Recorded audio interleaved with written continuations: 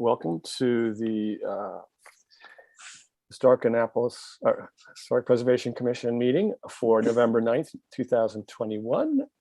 Quorum being present, this meeting of the Annapolis Historic Preservation Commission shall come to order. The commission operates pursuant to the land use article of the annotated code of the state of Maryland. Local authority for the commission is derived from municipal code of the city of Annapolis, chapter 21, section 56.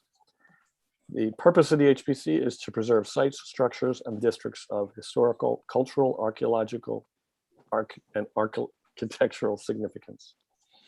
Requirements for serving on the commission are detailed in chapter 21, section 8.06. The HPC operates pursuant to the State of Maryland Open Meetings Act, and therefore no pending application shall be discussed between or amongst commissioners outside the public hearing in determination of the disposition of any application. All right. Next on our agenda is the roll call. We have Bill Williams. Please say aye. Aye. Aye. Kim Finch, I can see you. Hi. Can you Hello. log in? Great, thank you. Bobby Collins. Aye. Will Scott. Aye. Kevin Smith. Aye. And Leslie Xavier. Aye. And I am Tim Leahy. I serve as chair. Also with us is staff John Tower. And our council is present, Cheryl Woods. And our recorder is Ms. Kimberly Consoli. Okay.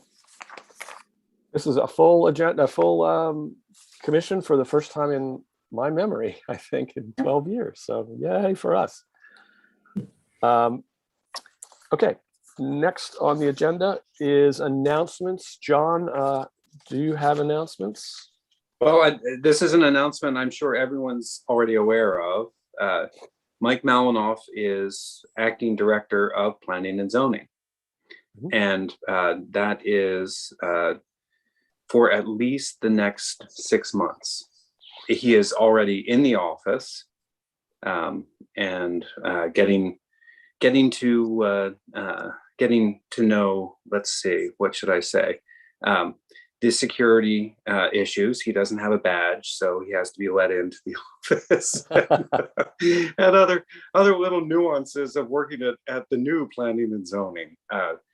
For those of you who aren't familiar with Mike, he formerly worked in what was called let me see, DNEP, Department of Neighborhood and Environmental Programs.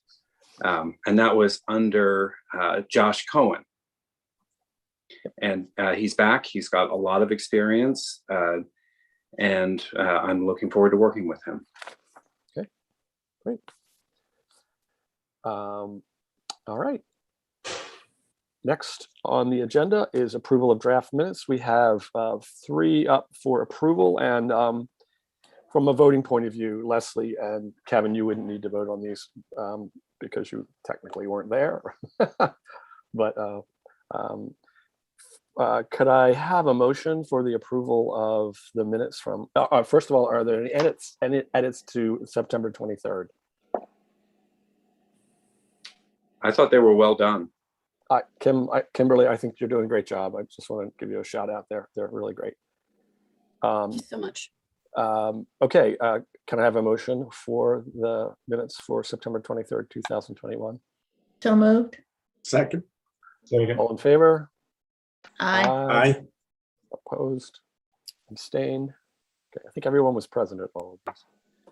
Okay, October 12th, any changes to October 12th? Okay, can I have a motion for October 12th, 2021? I move we approve the minutes for October 12th, 2021. Second. All in favor? Aye. Aye. Opposed? Abstained? Okay. All right, October 28th. Any comments, questions, changes? All right, can I have a motion? I move we approve the minutes for October 28th, 2021. Second. All in favor? Aye. Opposed? Abstained? Okay. Boy, we're efficient. Yep, So I'm going for a record. on a roll. Let's keep it All going. Okay. All right, next on the agenda is new violations and status of active violations. John, you Well. usually report out on anything active. I'm always surprised on a Monday morning. I call it my Monday morning mop up. So I walk the historic district and I just see what's going on. So this Monday, I saw the beginning of Point Up on the Maryland Inn, and I thought, well, that's noteworthy. I think, considering it's a landmark building with an MHT easement on it. I'm working with the people who are slated to do the work, and they seem to have some understanding of what they're getting into. So I'm accepting an application tomorrow. No mortar was installed. They were just in the preparation phase. But it's an interesting problem because the mortar that's failing, I guess it was installed maybe a decade ago, but it started failing right away.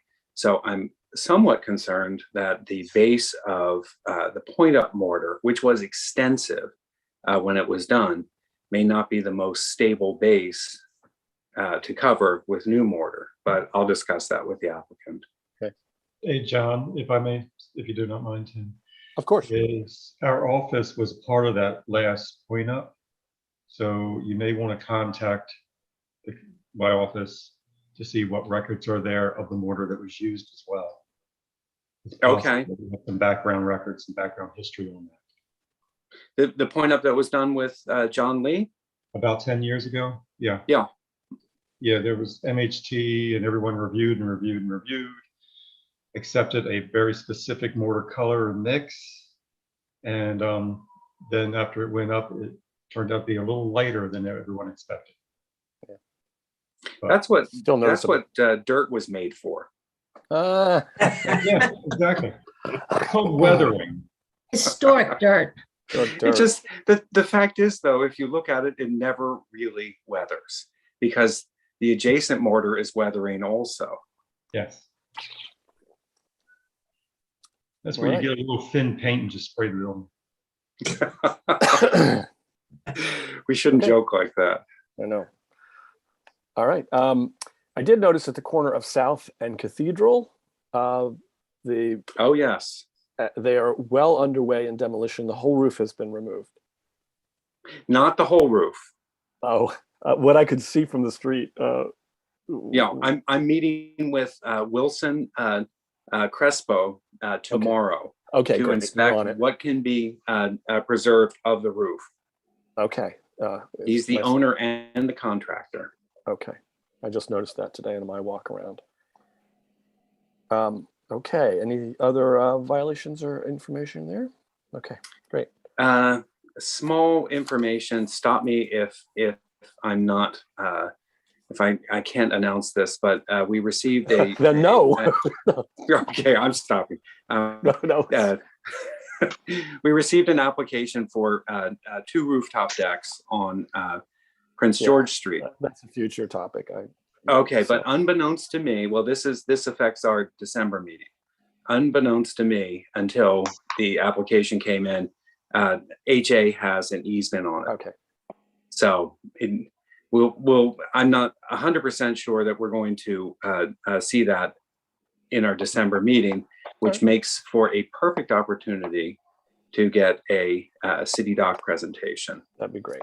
And that is the only application that we've received so far for December. Okay. All right, great. We'll probably come back to that at the end of the meeting again. All right, next on the agenda is the consent docket. It is a procedure designed to expedite certain applications before the commission. In order to be considered for the consent docket, the application must have received a recommendation for approval or approval with minor conditions from all city staff and technical advisors. There needs to be no public opposition to the application. If an application is approved on the consent docket, It does not need to, the applicant does not need to testify further, but please remember that you must still obtain all necessary permits from the city prior to commencing work. And please remove the signage posted on your property. The following applications are possibly eligible for consideration on the consent docket.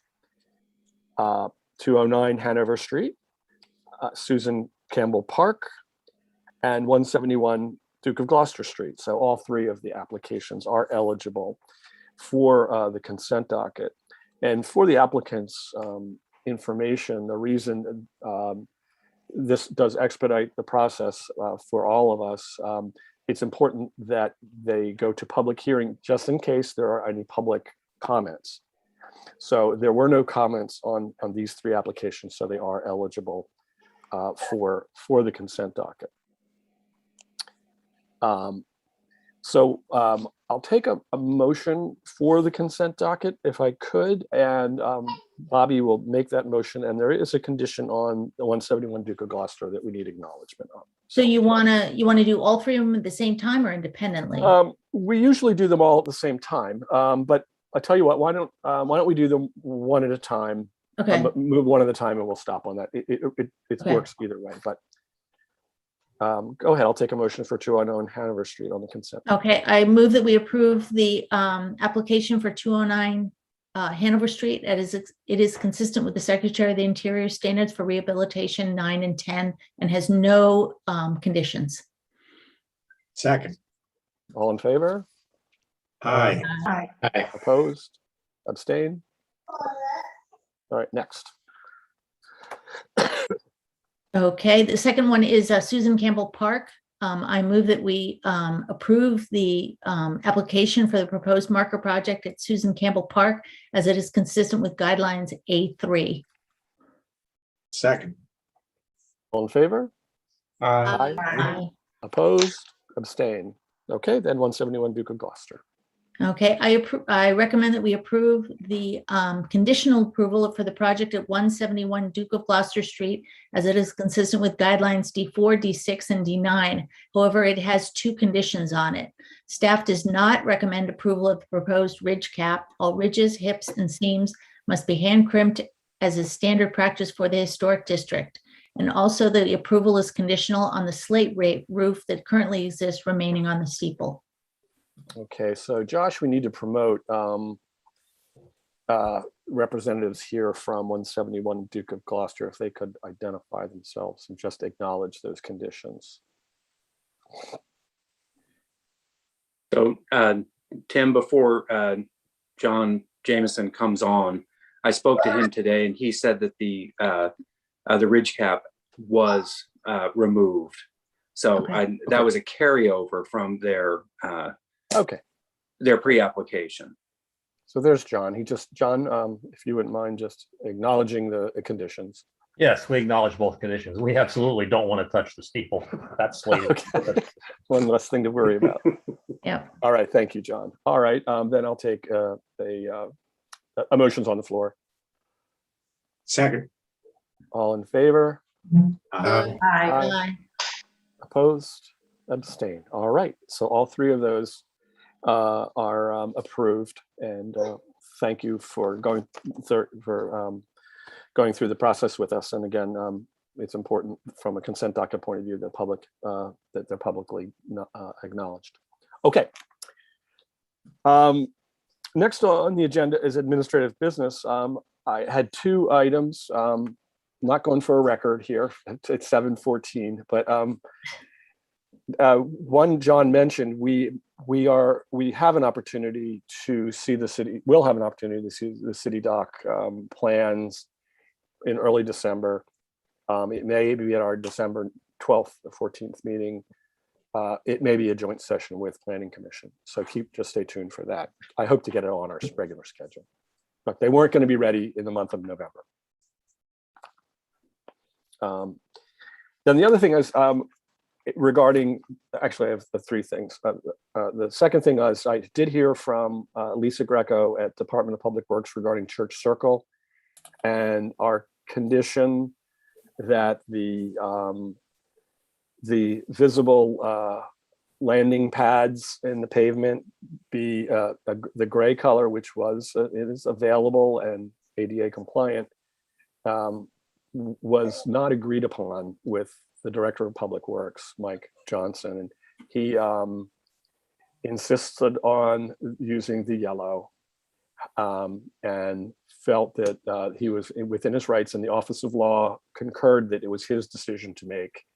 So that is where we are, and it was not open for further discussion. So I did contact Lisa and try to plead my case a bit, but the Director of Public Works feels strongly enough that that is required, or wants to be the standard. And it's unfortunate because it will be the standard now throughout the historic district. Mm. So I think we made our case, but unfortunately we were overruled, in fact. So. Not good. Tim, So yes, even though I supported allowing approval of those items, I do share the concern about them spreading otherwise. And I would not give up all hope and try to perhaps argue that, okay, that's a very heavily traveled, congested area. We that's a needed good point. full compliance, but over here, 2 blocks away, we don't. Is there an opportunity to contend that with Yeah. maybe other things that might set a precedence for other things? Well, yes, I believe we can respond with exactly that to this decision and put our case forward, continue to put our case forward from the commission, and I'll draft to that point of view. Okay. And I think I really appreciate your point, Will, because it's absolutely not heavily traveled on the corner of King George and College Avenue, for instance.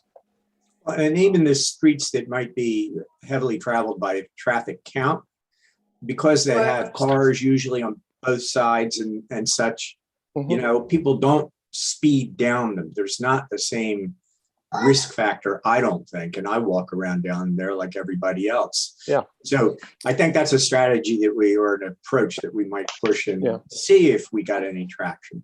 I appreciate that. I'll draft something, and it has to do with all of the crosswalks, not just ones that are lit by traffic signals. So this could occur at the corner of Union and Conduit. You know, Yeah. I mean, is it possible to look for other instances like maybe Baltimore or another like similar type situation? Well, Well, we actually have.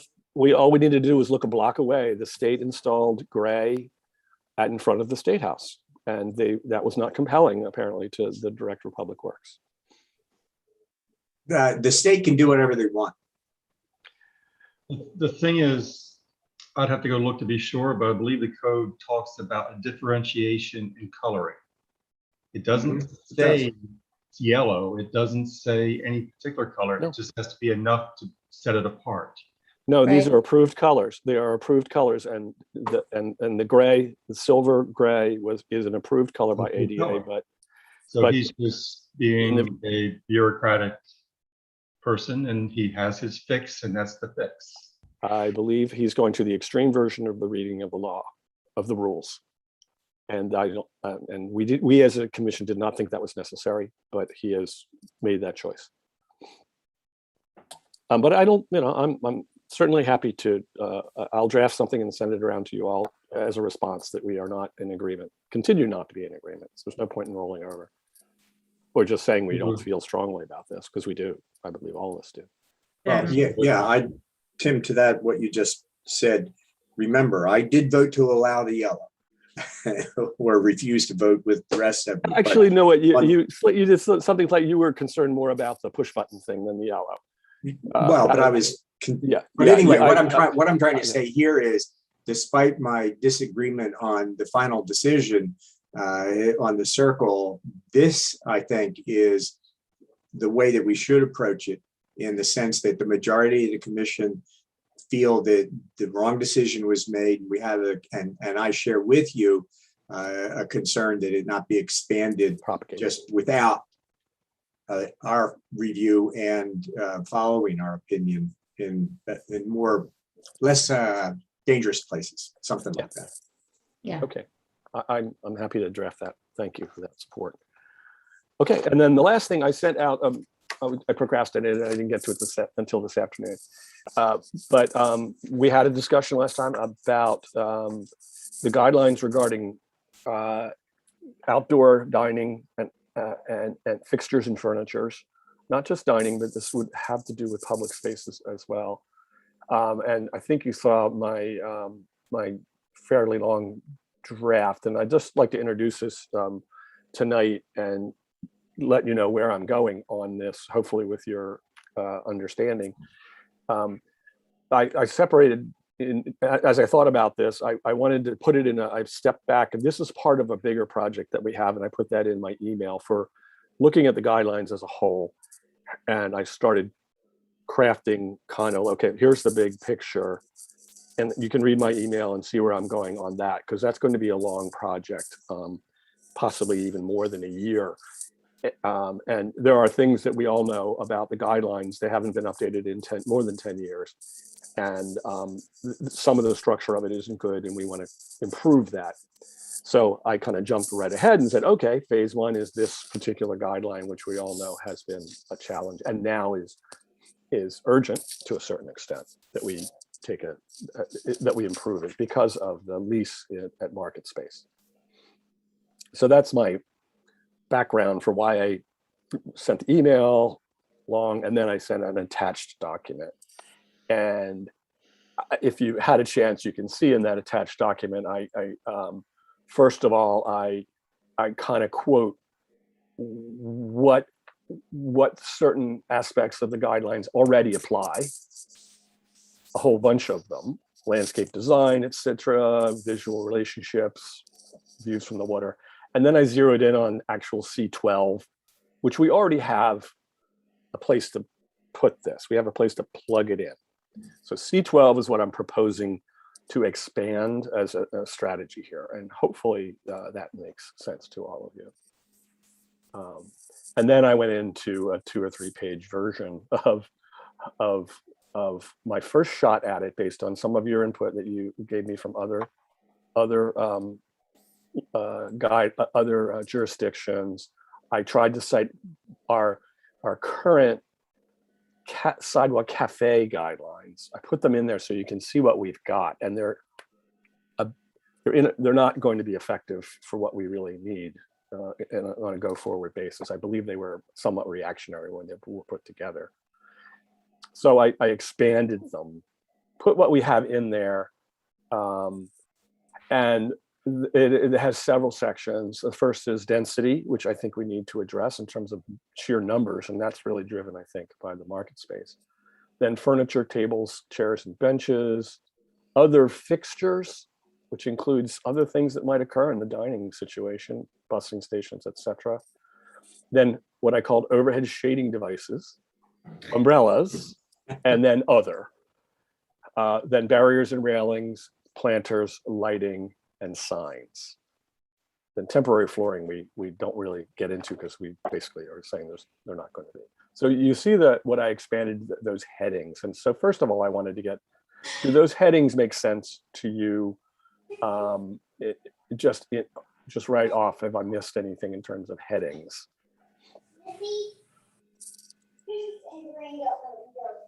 Tim, I have to say, I think it looks good. Yeah. Looks like you put some work into this. I did. Okay, if you're okay with those headings, then you can get down. I see what our current recommendation is. I'll continue drilling down a little bit. I didn't get into one thing I noticed that I didn't really. I'll work in reverse. Our signs, the sign guidelines, we already have guidelines for that. We just need to be consistent with them. So that's an easy one.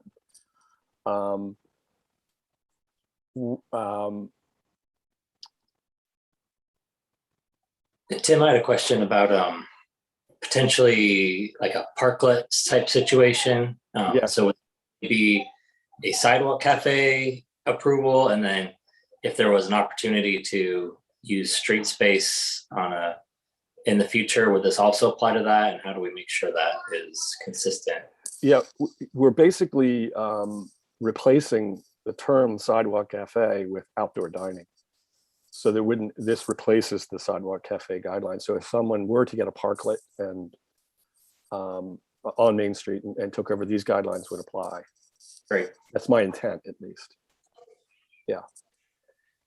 So the whole concept of sidewalk cafe is really, I'm proposing, we really are talking about outdoor dining in general, regardless of where it is in the historic district. Tim, Whether could it's I on ask, a sidewalk or if it's in a parklet.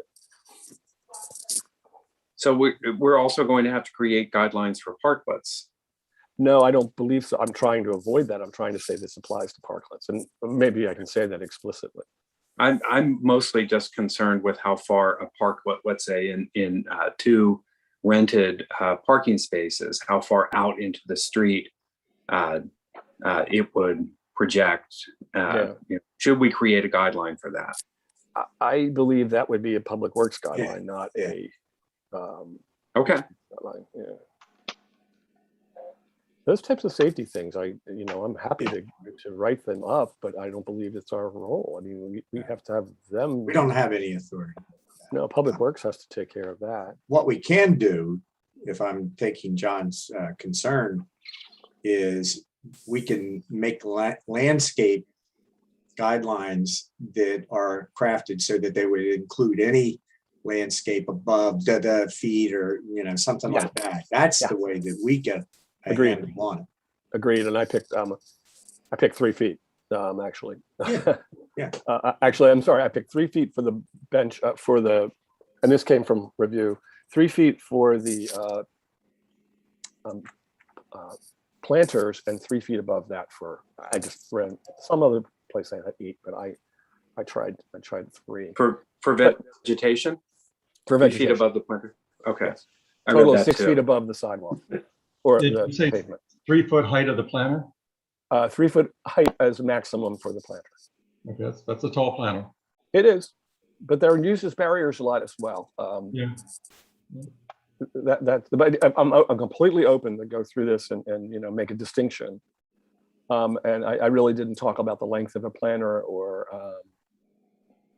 Think of the Tuileries and places like that in Paris, and you look down a street, an alley, and you see large planters with large plants, but you also see all the people. Yeah. There's something maybe what we need to think about is if the plant can be a total of 3 feet tall, then is that solid vegetation or, a design guideline? Yeah, that's exactly right. Well, take a look in my section. This says planters there and comment and think about, those types of things. Happy to take any edits there. This is really a first draft. And as we talk about parklets, I probably do need to edit the thing about temporary flooring because temporary flooring is a kind of a feature of those parklets. And I probably want to we probably want to comment right now. The ones they use are not wood, they are tracks basically. So this was a big deal in other cities. I know when people started putting AstroTurf down, and that was really that you'll see other guidelines in other cities that specifically talk about avoiding plastic or false grass. So I might need to edit that. That's a good catch, Kevin. We really need, this does replace everything regarding outdoor dining in general. Some of the more difficult thing in terms of density of furniture, if we, I think a few of you sent me comments, and I think Leslie, you just sent something around too. Our current guideline, talks about this. All should be understood that we need to give John as much guideline help as we can, because much of this will be administratively planned, and John will have the authority to say this is too difficult or this is too large. We could have public hearings on it, but for the most part, these are for John to apply administratively. Yay, John, right? That's fine. Yeah. As long as the guidelines are good. Yeah, that's what our goal is. And our guideline actually says consideration will be given to the numbers and placements to avoid clutter, and the interplay between furniture and architectural rhythm of the nearby streetscape will be considered. That would indicate a judgment on packing a site with chairs, even though the code says you're only, for instance, some code says for dining, you have to have 15 square feet per chair. That doesn't really help us from the density point of view. That results in a very dense concept. But I think we need to work both here at MarketSpace and eventually at City Dock with this particular guideline. So maybe some more information on that one or more work is needed. Yeah, and Tim, I think you're exactly right about the City Dock, because that master plan is only a guideline itself. There's nothing about the approvals given that don't have to go through every layer of review and can be changed in the process by the architectural team as long as it goes back through review if it needs to. Yeah. Could I speak to that a bit, Will? Yeah, because John, I believe you had a meeting. I did. So yesterday, CDAC got together for the first time in quite a while.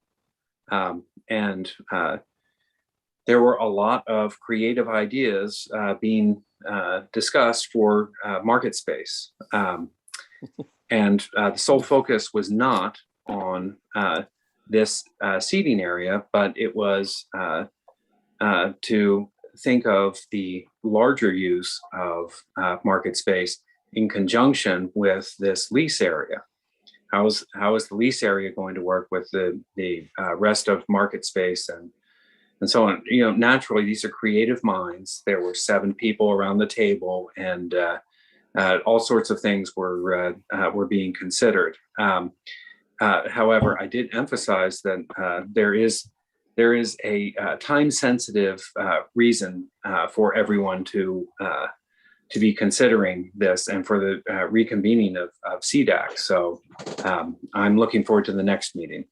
Yeah, because I assume the restaurateurs are going to want to be ordering furniture fairly soon for March deployment. Well, what works for the restaurateurs right now is until their new fixtures arrive and we review their fixtures and furnishings, they get to keep what they have.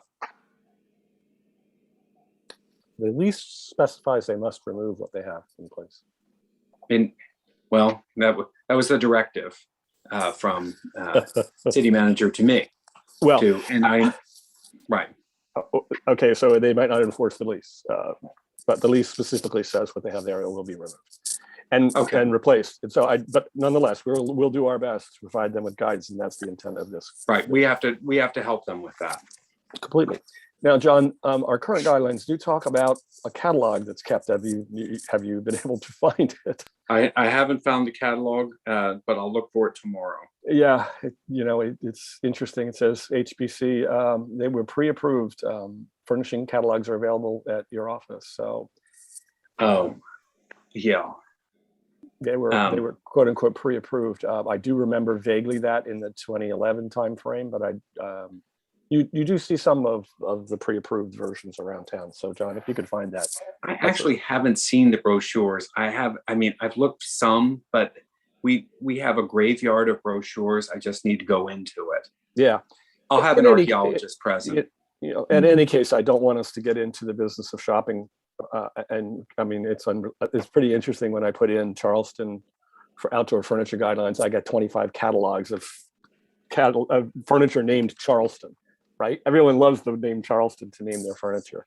So it was hard to get to the city's guidelines. Well, Tim, I think I clearly remember that Shelley Wrench worked on those guidelines. Oh, okay. Furniture and making choices, and she worked with Lisa on it, as I remember. Yeah. So I think that she did there. I definitely have seen something. I'll look in my papers, but I do know that there was something put together by Shelley. Yeah. we've gotten much better. It's much easier to find things now on our Google Drives and stuff. I don't have records from 2011, and I don't think. But I think we need, I'm not sure that's the greatest approach in terms of furniture. I think we ought to give some guidelines and materials and color. I highlighted one area agrees that upholstered chairs are permitted specifically, and then there are color that have to do with that. So that's the kind of question I'm interested in. You're all, do we want to approve or not agree that upholstery is available? I think that my view is if it's high enough quality, it's the right color. I don't know why not. I'm not sure a restaurant would want to do it because they're constantly going to need to bring it in rain. But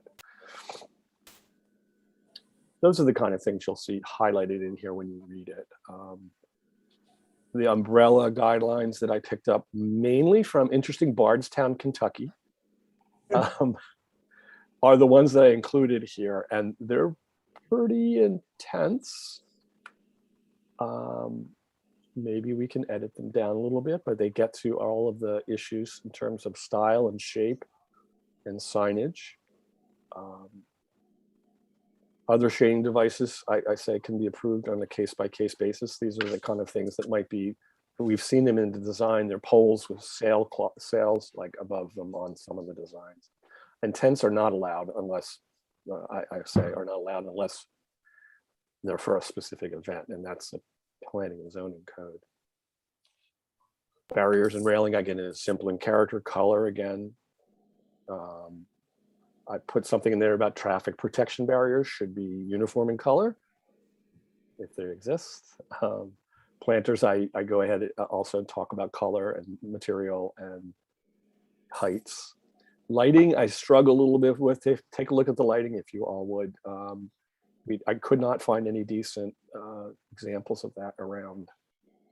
I think that there's a lot of potential for clutter around lighting. So if you take a look at that or hunt for those, that would be great. Tim, could I add something? Oh, sorry, Bill, go ahead. Yeah, I was going to ask, with the lighting, one suggestion may be assume there are umbrellas that people are going to want, and the lighting becomes integral with the umbrella, so it's up and underneath. Okay. And that would be an option to reduce clutter and keep things fairly tight. Yeah. Okay, umbrellas and yeah. I did include something to the effect that the lighting design should be related to planters and barriers. I'll add umbrellas to that. I did read that in one place. They should. They also talk about temporary in nature. One group said they should be removable on a 24-hour basis. I'm not sure that would lead to good-looking designs. So lighting is an area I did not really feel like I found a good example, but so I pulled from Salt Lake City, interestingly, Bardstown, Kentucky, Old Town Alexandria, which has intense, they spent a lot of money. I can tell a consultant did it. It was a lot of money on their guidelines. But in 2009, Santa Barbara, which just is very strict, but not much from our compatriots around, on the East Coast. Not much from Charleston, interestingly, and Newport. The large cities like Boston, Philadelphia, New York aren't easy to find specifics about. New York just had a big uproar. I can't remember who sent the article to us around us that a lot of neighborhoods are starting to get up in arms about the people taking over their streets. It's like, hey a minute, the restaurants are taking over our streets, which is an echo of something we've heard. Tim, could I mention one other thing about coverings? The idea of awnings is being floated, and in other words, cloth that is suspended on 3 points or maybe more points. Not from attached to a wires. building? Maybe attached to the building, not so different from the umbrella. And I mentioned that it's very hard to get approval for that because BG&E is Right. wary of them. However, I think we should address it in our guidelines. Yeah. Well, we have a specific guideline for awnings Right. that applies. It's D36. And they have to do with awnings that are attached to buildings that are traditional awnings. But I think what you may be talking about, John, is what I was referring to as other shading devices. Yes. Yeah. Creative, that wouldn't be considered an umbrella, but they might be a structure of some sort that is suspended. And I just wrote in there approved on a case-by-case basis, but maybe I need to put some guidelines around that for you that talk about scale, color, structure. I anticipate challenges to that if we leave that door open. Sure. Because I got a fairly strong one yesterday. The creativity on City Dock. of shading devices. Sure. Still, suspended sales, basically, right? Yeah. Yeah. Well, there'll be a whole lot of structural things that are not our issue. Planning and zoning will need, zoning will need to weigh in on any structural requirement and code. It's a sale. Sales are designed to catch wind. So that's not going to be ours, luckily, to deal with. But if we want to manage scale and color, I think that's appropriate for us to do. Or at least for us to consider. I'll expand that a little bit. Okay. Well, my hope is that this introduces it in a little more detail, and any conversations, John, you have in the next month, you have seen the categories that we'll be talking about that you can start to use if you're called into additional meetings. We can review this and sort out any comments you have for me in the next month or so. We can look at, and I can update these if it's too detailed or not detailed enough. I kind of prefer kind of the sweet spot in the middle, I think.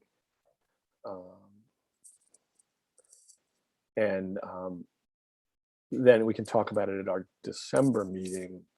If we get signals that there's urgency on the part of ordering furniture from our market space folks, I might, John, if you get that signal, I might prompt our discussion via email before December 14th.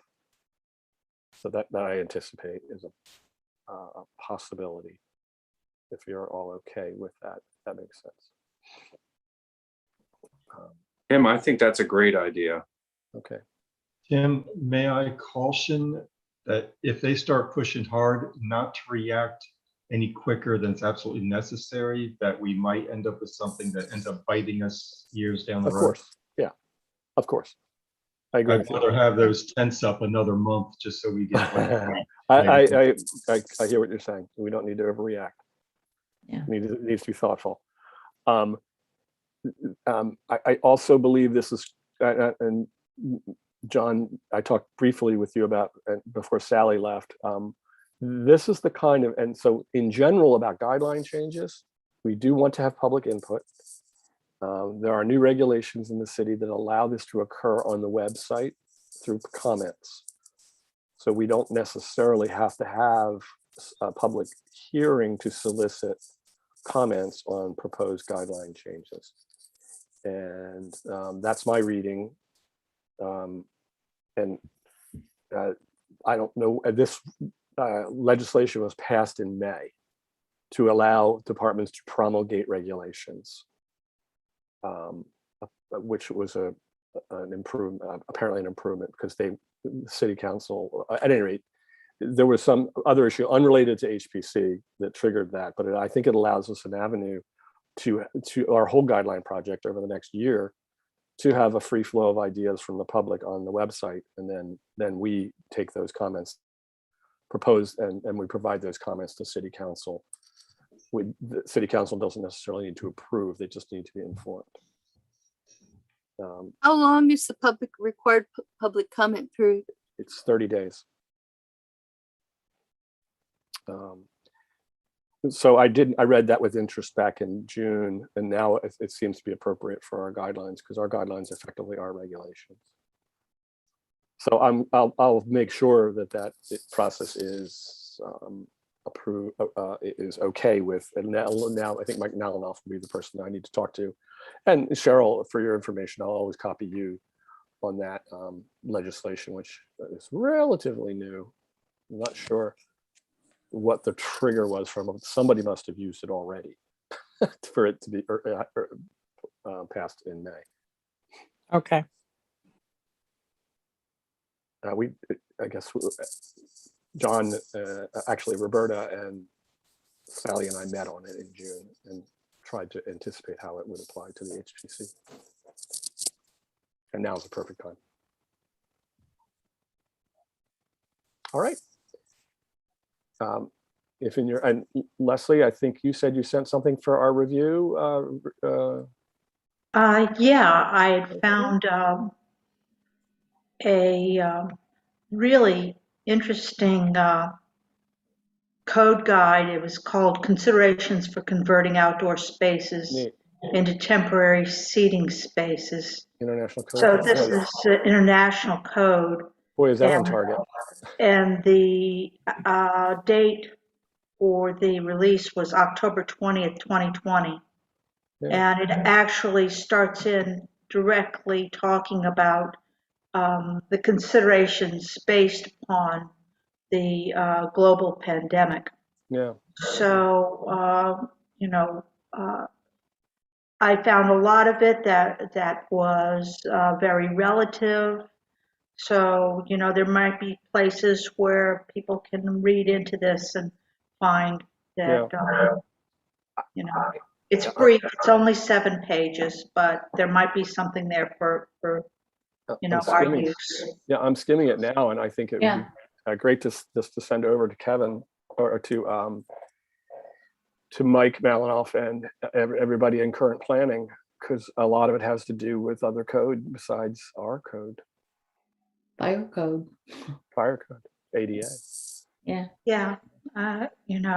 And so some of this might help the idea of density and create like a ground line for us as far as, what we should be looking at. Yep. I feel pretty, it's important that we go in step with other parts of planning and zoning in terms of their activities. John, right? You're right there. So, all of our projects involve all the departments, and this one in particular has, it's out of the ordinary. So it challenges all of our guidelines in every department. Yeah. So, all right. I will take that on and keep working on it. And I'll keep you all up to date over the next month. All right. Any other business? Okay. And by the way, there's always one more thing, right? I think I said Leslie and Kevin were sworn in. Yay. Yay. So, and they voted tonight. So that was important. I forgot to mention that. So congratulations and thank you for signing up. Thank you. Thanks. Right. I'll take a motion to adjourn. So moved. Second. All in favor? Aye. Opposed? Abstain? All right. Thanks, everybody. Happy Thanksgiving, I guess. Happy Thanksgiving. Happy. Thanks for all your hard work, Tim. Oh, you're welcome. Yeah. It's fascinating. And it's a long time coming.